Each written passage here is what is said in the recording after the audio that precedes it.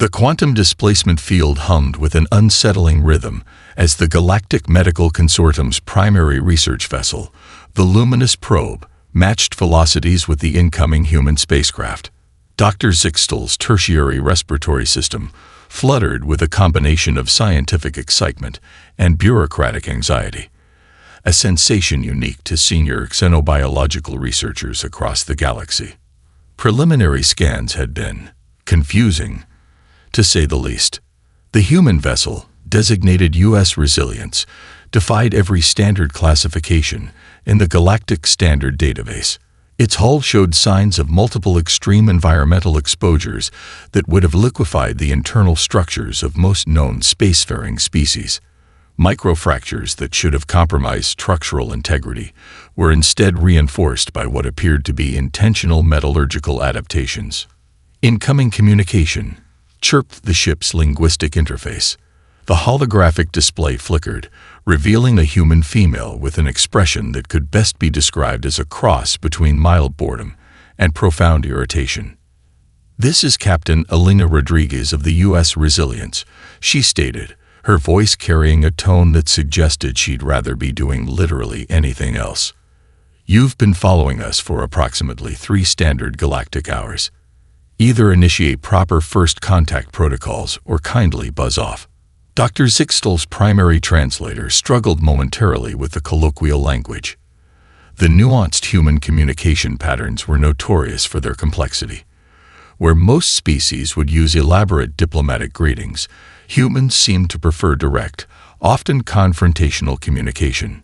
"Greetings, Captain Rodriguez," Zixtal responded, carefully modulating vocal frequencies to appear non-threatening. "I am Dr. Zixtal of the Galactic Medical Consortium. We wish to conduct initial xenobiological evaluation of your species." The human captain raised an eyebrow. Behind her, the bridge of the U.S. Resilience looked less like a military vessel and more like a chaotic living space. Crew members moved with an unsettling combination of precision and casual disregard for standard operational protocols. One individual appeared to be consuming a steaming beverage while simultaneously managing complex navigational calculations. "Medical evaluation." Rodriguez's tone shifted from irritation to something resembling amusement. "Sure, we've got time. But fair warning, our medical records tend to break scientific databases." Before Zixtal could respond, the captain lifted a ceramic container. Steam rose from its contents, carrying a chemical signature that immediately triggered multiple warning protocols in the luminous probe's medical scanning systems. "Is that a hazardous substance?" Zixtal's translation matrix struggled to maintain composure. Captain Rodriguez took a long, deliberate sip. "You mean coffee? Extra strong. Not enough caffeine to even wake me up properly." The liquid's chemical composition was a nightmare of potentially lethal compounds. Concentrations of stimulants, acids, and complex organic molecules that would instantly incapacitate most known sentient species were being casually consumed as a morning beverage. Zixtal's 3 hearts began an erratic dance of scientific panic and fascination. Lieutenant Marcus Chen approached the communication interface, munching on what appeared to be dried, heavily processed organic matter. "Captain, we're getting weird scan readings from their ship. They seem confused." "Aren't they always?" Rodriguez replied, not breaking eye contact with Zixtal's holographic representation. The Galactic Medical Consortium's most advanced xenobiological research vessel was about to encounter its most perplexing subject. Humanity was not just another spacefaring species. They were an enigma wrapped in a biological impossibility, served with a side of caffeinated indifference. First contact had officially begun, and nothing would ever be the same again. The Galactic Medical Consortium's primary research facility looked more like a war room than a medical laboratory. Holographic displays flickered with an endless stream of incomprehensible data, each screen attempting to make sense of the human biochemical anomalies. Dr. Zixtal stood at the center of a circular platform, surrounded by the most brilliant xenobiological minds from across the known galaxy. The initial scans from the U.S. Resilience had crashed no fewer than 17 advanced medical databases, a record that sent shockwaves through the scientific community.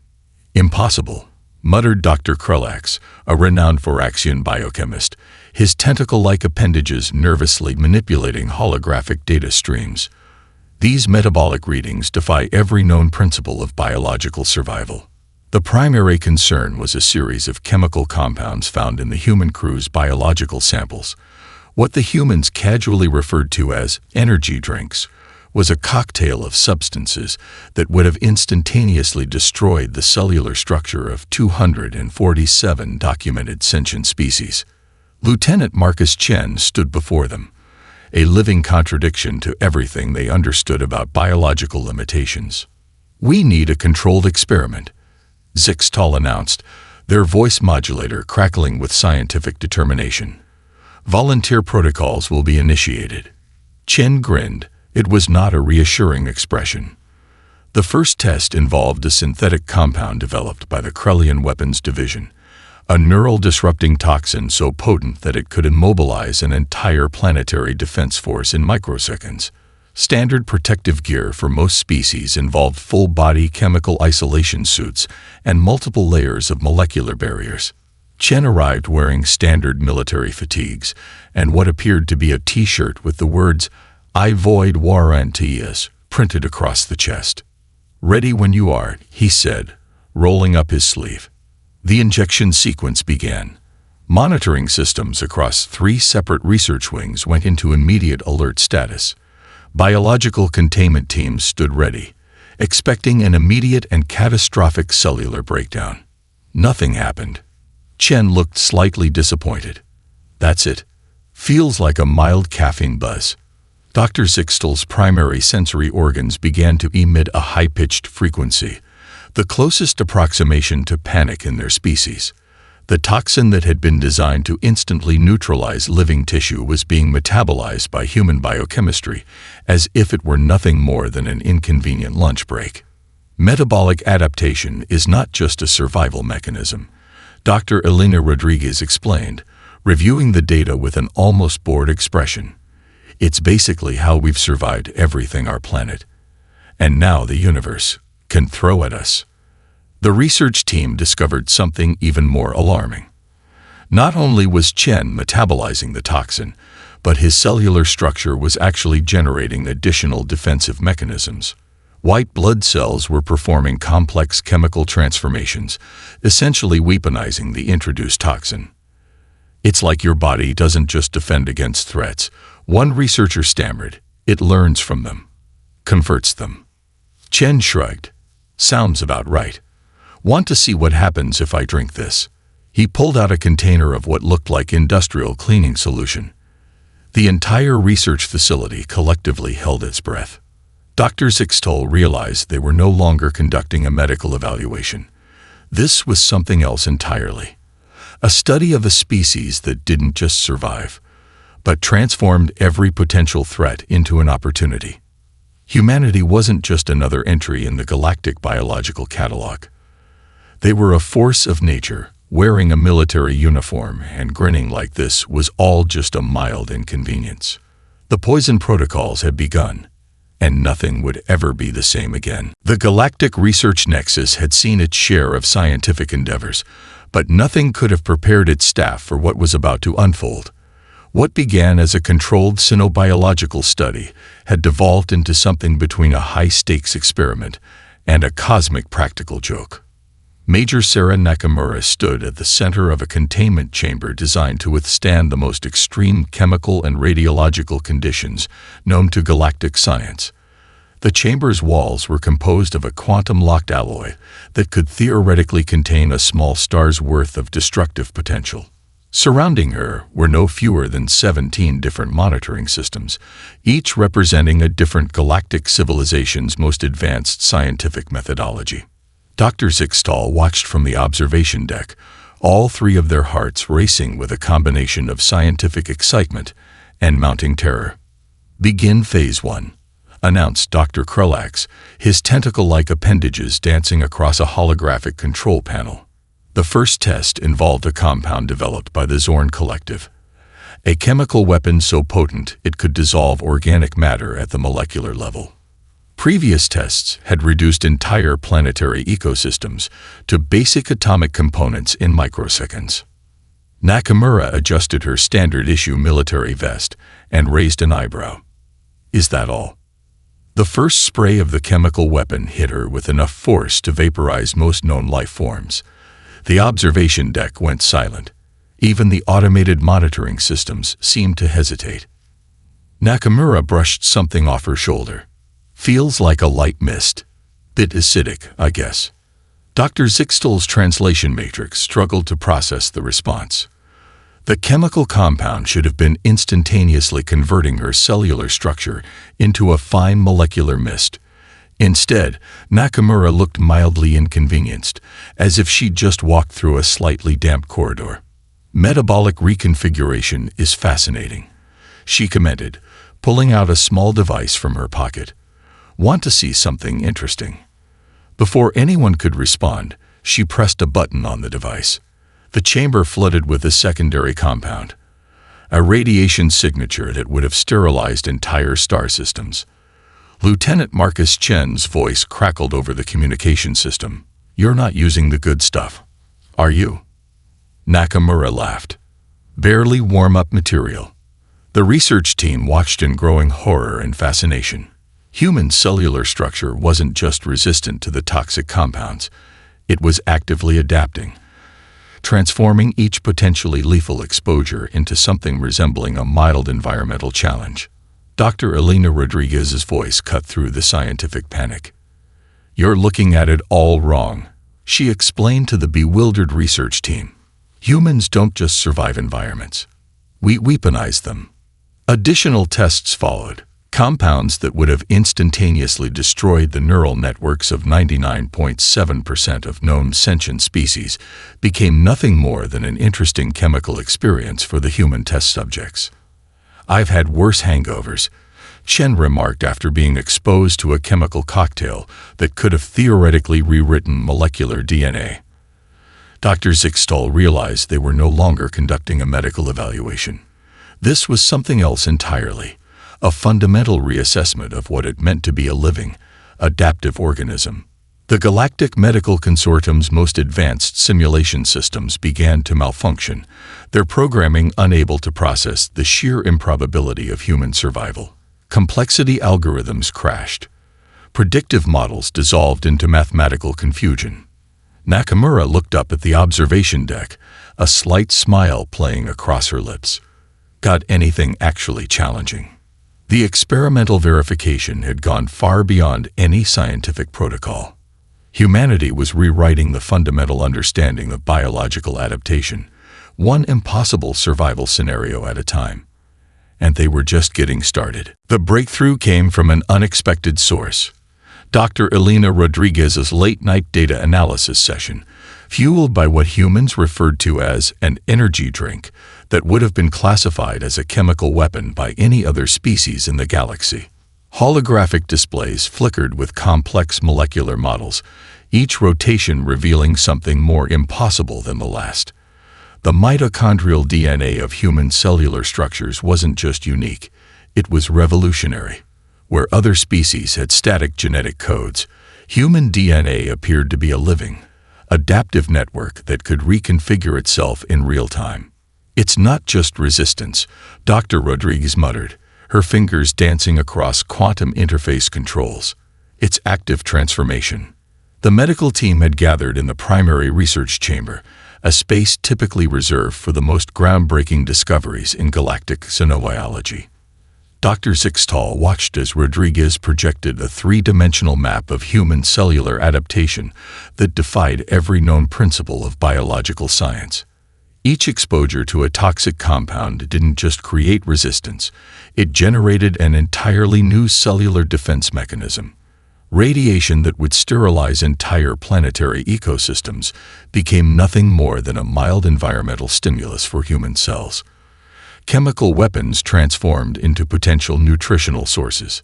Lieutenant Marcus Chen wandered into the research chamber, carrying what appeared to be a steaming mug of liquid that sent immediate warning signals through the facility's advanced sensors. "More coffee?" Dr. Krulax asked, his tentacle-like appendages trembling. Chen grinned. "Experimental blend. Quadruple espresso with some additional modifications." The liquid's chemical composition was a nightmare of stimulants, acids and compounds that would have instantly shut down the neural networks of 247 documented sentient species. To the humans, it was essentially a morning beverage. Dr. Rodriguez's latest findings suggested something far more profound than simple biological adaptation. Human cellular structure didn't just resist environmental threats, it weaponized them. Each potentially lethal exposure became an opportunity for genetic reconfiguration. "Look at this," she said, zooming into a molecular model that looked more like a living, breathing network than a static genetic code. Traditional species have DNA that's essentially a blueprint. Ours is more like a real-time adaptive algorithm. The implications were staggering. Preliminary tests showed human cells could potentially survive in environments that would obliterate other life forms. Extreme radiation, near-vacuum conditions, chemical exposures that would reduce most organisms to basic atomic components, all became mere inconveniences. Captain Elena Rodriguez entered the chamber, her presence immediately changing the atmospheric tension. Progress report. Dr. Zixel's translation matrix struggled to convey the magnitude of the discovery. "We've discovered that human cellular structure is not just adaptive. It's fundamentally different from any known biological system in the documented galaxy." The captain looked unimpressed. "Is that supposed to be surprising?" Zixel's primary sensory organs began to emit a high-frequency vibration, the closest approximation to scientific excitement in their species. "Your cellular structure doesn't just survive threats. It learns from them, transforms them. What other species would consider a potentially fatal exposure, humans treat as a learning experience." Chen took another sip of his potentially toxic beverage. "Sounds about right." The medical report was no longer just a scientific document. It was a declaration of human biological supremacy that would reshape every understanding of life, adaptation, and survival across the known galaxy. Humanity wasn't just another species. They were a force of nature, unpredictable, resilient, and utterly, magnificently dangerous. The metabolic miracle had been unleashed, and nothing would ever be the same again. The Grand Confederation Hall fell silent as the human delegation entered, where most diplomatic missions arrived with elaborate protective gear and carefully managed environmental controls. The humans walked in wearing what appeared to be standard military uniforms and casual work attire. Ambassador Marcus Chen carried a steaming beverage that sent immediate warning signals through the hall's advanced chemical detection systems. The Galactic Diplomatic Corps watched in a mixture of horror and fascination as he casually sipped what their sensors identified as a potentially lethal stimulant cocktail. Agenda Item 1. Chen began, setting down the cup that would have neutralized most diplomatic teams before they could even begin negotiations. Potential colony world evaluations. Diplomatic representatives from 17 different star systems leaned forward. Colonization was always a delicate topic, typically involving years of environmental preparation, extensive protective infrastructure, and meticulous planetary conditioning. Captain Elena Rodriguez activated a holographic display. Preliminary survey suggests these 3 planets are viable. The holographic images showed worlds that would have been considered completely uninhabitable by any other species. Extreme radiation levels, toxic atmospheric compositions, surface temperatures that would instantly vaporize most known life forms. Ambassador Zornak of the Krullian Confederacy couldn't contain himself. "These environments are impossible. No known species could survive." "Standard environments suit," Rodriguez interrupted. "Maybe some extra-strength sunscreen." The room went completely still. Dr. Zixel, now serving as a scientific attaché, watched the diplomatic dance with a combination of terror and scientific fascination. The medical reports had circulated widely, but witnessing human capabilities in real time was something else entirely. The Confederation's most advanced planetary adaptation experts had spent centuries developing technologies to make marginally habitable worlds accessible. Humans looked at those same worlds and saw nothing more than a mild challenge. "We're particularly interested in the third planet," Chen continued, zooming into a holographic representation of a world that looked more like a radiation-scorched nightmare than a potential colony site. "Preliminary surveys show interesting mineral deposits." Ambassador Torkel from the Zorn Collective found his voice. "You cannot be serious. The radiation levels alone." Rodriguez raised an eyebrow. "Is that a challenge?" Cultural shock wasn't just about biological differences. It was about an entirely different approach to existence. Where other species saw limitations, humans saw opportunities. Where others required elaborate protective technologies, humans needed little more than what appeared to be standard-issue military gear. The diplomatic briefing continued, with human representatives discussing planetary colonization as casually as other species might discuss weekend travel plans. Toxic atmospheres became minor inconveniences. Extreme gravitational conditions were treated like nothing more than an interesting workout challenge. "Any questions?" Chen asked, taking another sip of his potentially toxic beverage. The silence was deafening. Dr. Zixtel's translation matrix picked up the subtle undertones of the human communication. This wasn't just a diplomatic mission.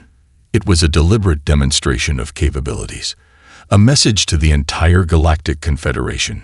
Humanity was not just another species to be categorized and managed. They were something else entirely. As the meeting concluded, Ambassador Chen placed his empty cup on the diplomatic table, a cup that would have neutralized most species' entire diplomatic corps. "Same time next cycle?" he asked with a smile that was equal parts charm and barely contained threat. The Galactic Diplomatic Corps would never be the same again. Humanity had arrived, and the galaxy was about to change forever. The Galactic Military Strategic Command looked more like a funeral than a war room. Holographic displays flickered with tactical simulations that were becoming increasingly nonsensical with each passing hour. General Zornak of the Krellian Defense Forces slammed his appendage against the primary strategy console. "This is impossible," he growled, his universal translator crackling with frustration. The human military presentation was unlike anything they'd ever witnessed. Where most species spent decades developing complex defensive technologies, humans seemed to view environmental hazards as nothing more than an interesting tactical opportunity. Major Sarah Nakamura stood at the center of the holographic display, her presentation cutting through millennia of established military doctrine, like a plasma knife through tissue paper. "Traditional warfare assumes environmental limitations," she explained, her voice calm and matter-of-fact. "We don't." The tactical simulation showed scenarios that defied every known principle of military engagement. Human soldiers could operate in environments that would instantly kill other species. Toxic atmospheres became insertion zones. Radiation-saturated planets transformed into potential battlegrounds. Lieutenant Marcus Chen pulled up a series of biochemical readouts that made the assembled military strategists' collective blood run cold. "Our baseline soldier can survive exposure conditions that would require multiple layers of quantum-locked protective gear for any other species." General Voxta from the Zorn Collective couldn't contain himself. "You're suggesting your soldiers can survive without standard protective equipment?" Chen's smile was something between a grin and a predatory warning. "We're suggesting we turn what you consider fatal environments into tactical advantages." The military implications were staggering. Planetary invasion strategies that had been developed over millennia suddenly became obsolete. Chemical weapons, potential human nutrition, radiation zones, interesting training environments, toxic atmospheres. Tuesday afternoon, Dr. Elena Rodriguez, serving as the scientific attaché, added the most terrifying component to their presentation. "It's not just survival," she explained, her holographic display showing cellular adaptation models that looked more like living neural networks than static genetic codes. Our biochemistry doesn't just resist threats. It learns from them, transforms them. The assembled military strategists watched in growing horror as the presentation continued. Weapons designed to neutralize entire planetary populations became nothing more than potential sources of biological enhancement for human forces. Take this compound, Chen said, bringing up a molecular model that would have been classified as a planet killer in any other military context. Most species would be instantly neutralized. For us, it's basically an interesting metabolic challenge. Captain Rodriguez's tactical briefing was brutally direct. You've been designing weapons to kill life, she explained, rotating a holographic display of chemical compounds. We've been designing life to survive weapons. The room fell into a profound silence. Zornak's translation matrix struggled to process the implications. These weren't just soldiers. They were walking biological adaptation engines. Each potential threat became an opportunity for growth, for learning, for transformation. The final slide of the presentation was deceptively simple. A world map showing potential human expansion zones, worlds that every other species considered completely uninhabitable, planets scorched by radiation, atmospheres composed of what would be lethal chemicals to any other life form. Preliminary colony sites, Nakamura said, as if she were discussing nothing more important than weekend vacation plans. The Galactic Military Strategic Command realized a fundamental truth in that moment. Humanity wasn't just another species to be categorized or managed. They were a force of nature, unpredictable, resilient, and utterly, magnificently dangerous. Warfare would never be the same again. The grand negotiation chamber of the intergalactic diplomatic nexus had seen countless species negotiate treaties, trade agreements, and planetary rights. But nothing could have prepared its ancient walls for the human approach to diplomacy. Ambassador Marcus Chen arrived wearing what appeared to be a standard military dress uniform and carrying a beverage that immediately triggered every chemical detection system in the facility. The assembled diplomatic representatives from 17 different star systems watched with a mixture of horror and fascination as he casually set down a steaming mug that would have neutralized most negotiation teams before they could even begin discussions. "Shall we begin?" Chen asked, his smile carrying the subtle promise of both cooperation and barely contained threat. The Zorn Collective's lead negotiator, Ambassador Krelax, tried to maintain composure. "We're here to discuss mineral extraction rights for the Centauri boundary worlds." Chen raised an eyebrow. "You mean the radiation-saturated planetary system that your species has declared completely uninhabitable?" Silence filled the chamber. Dr. Elena Rodriguez, serving as the scientific attaché, activated a holographic display that made the assembled diplomats collectively lean back. Planetary maps showed potential colonization and resource extraction zones that would have been considered certain death for any other species. "Preliminary survey suggests these regions are not just viable," she explained, "but potentially quite profitable." The diplomatic dance that followed was unlike any in galactic history, where previous negotiations would have involved years of environmental preparation, protective infrastructure discussions, and complex risk mitigation strategies. The humans treated planetary colonization like nothing more than an interesting weekend project. "Standard environment suit," Chen repeated his now infamous phrase, "maybe some extra-strength sunscreen." Ambassador Torkel from the Krellian Confederacy found his voice. "You cannot be serious. The environmental conditions," Rodriguez cut him off, "are interesting, but manageable." What had begun as a standard diplomatic negotiation transformed into something else entirely. The humans weren't just another species at the negotiating table. They were a force of nature, turning what other civilizations considered impossible into mere logistical challenges. The beverage Chen had brought, a complex chemical cocktail that would have instantly incapacitated most negotiation teams, sat steaming, a silent testament to human biochemical uniqueness. Each sip became a subtle demonstration of capabilities that defied every known biological limitation. "Let's discuss terms," Chen said, pulling out a data pad that looked almost disappointingly mundane. The diplomatic corps watched as humans transformed potentially fatal environmental conditions into trade opportunities. Radiation-saturated planets became potential mining sites. Toxic atmospheres were discussed as if they were nothing more than mild inconveniences. Dr. Sixtall, observing from a scientific attaché position, realized they were witnessing something profound. This wasn't just diplomatic negotiation. It was a deliberate demonstration of a species that had fundamentally different relationships with environmental challenges. Where other species saw limitations, humans saw opportunities. As the negotiations concluded, Chen's empty mug sat on the diplomatic table, a cup that would have neutralized most species' entire diplomatic infrastructure. "Pleasure doing business," he said with a smile that was equal parts charm and barely contained warning.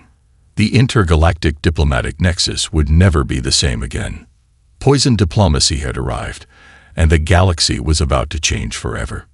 Humanity had turned survival into an art form, and negotiation into a strategic weapon more potent than any chemical compound. The Galactic Evolutionary Research Institute had seen its share of groundbreaking discoveries, but nothing could have prepared its scientists for the comprehensive analysis of human biochemical adaptation.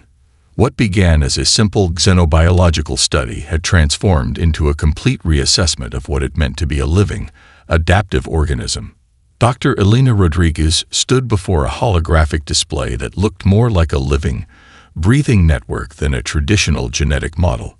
Surrounding her were the most brilliant minds from across the known galaxy, each watching with a mixture of terror and scientific fascination. "It's not just adaptation," she explained, her fingers dancing across quantum interface controls. "It's a fundamental reimagining of biological potential." The comprehensive study revealed a story of evolution that defied every known scientific principle. Earth, a planet that could only be described as a crucible of environmental hostility, had created a species that didn't just survive, but transformed every potential threat into an opportunity for growth. Dr. Sixtall's research compilation told a remarkable story. Humans had evolved on a planet with extreme climate variations, multiple overlapping toxic environments, constant biological and chemical challenges, unpredictable and often hostile ecological systems. Where other species would have been eradicated, humanity had not just survived but thrived. Lieutenant Marcus Chen added context to the scientific presentation. "Our planet tried to kill us constantly," he remarked. "So we learned to kill it back." The evolutionary model was revolutionary. Human cellular structure wasn't a static genetic code, but a dynamic, living network that could reconfigure itself in real time. Each environmental challenge became an opportunity for genetic advancement. Radiation, toxic compounds, extreme temperatures, all became potential sources of biological enhancement. Captain Elena Rodriguez's final observation cut to the heart of human uniqueness. "We don't just adapt to environments," she explained. "We weaponize them." The research team's findings suggested something profound. Humanity's evolutionary path was less about traditional survival and more about continuous transformation. What other species considered fatal exposure, humans treated as a mild inconvenience, or more accurately, a potential source of improvement. Dr. Krelax, the renowned xenobiologist, summarized the findings in a way that sent shivers through the scientific community. Humans are not just a species. They are a living, breathing evolutionary algorithm. The implications were staggering. Traditional understanding of biological adaptation suggested slow, generational changes. Humans had turned adaptation into a real-time, dynamic process. Cellular structures that could reconfigure themselves instantly. Metabolic systems that could transform potential threats into sources of energy and information. "Look at this," Rodriguez said, zooming into a molecular model that looked more like a living neural network than a static genetic structure. Traditional species have DNA that's essentially a blueprint. Ours is more like a real-time adaptive algorithm. The final presentation slide was deceptively simple, A timeline of human expansion that showed planetary colonization of worlds that would have been considered completely uninhabitable by any other species. Radiation-saturated planets, toxic atmospheric environments, gravitational conditions that would crush most known life forms. Preliminary colony sites, Chen said, as casually as one might discuss weekend plans. Dr. Zixel's final report was less a scientific document and more a warning to the entire galaxy. Evolutionary classification, species of extraordinary adaptive potential, threat assessment, extreme biological flexibility, recommendation, observation, minimal provocation. Humanity wasn't just another species in the galactic catalog. They were a force of nature, unpredictable, resilient, and utterly, magnificently dangerous. The galaxy would never be the same again.